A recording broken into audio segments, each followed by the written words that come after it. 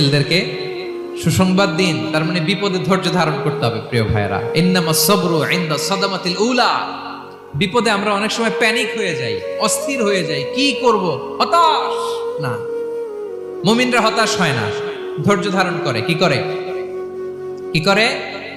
ধৈর্য ধারণ করার শক্তি দাও গো মেহেরবান আমায়, দাও গো মেহেরবান। পড়েন, ধৈর্য ধারণ করার শক্তি দাও গো মেহেরবান আমায়, দাও গো মেহেরবান। সবাই বলুন একসাথে, ধৈর্য ধারণ করার শক্তি দাও গো মেহেরবান আমায়, দাও গো মেহেরবান। বুকের ভেতর ব্যথার নদী বইছে অবিরা, বইছে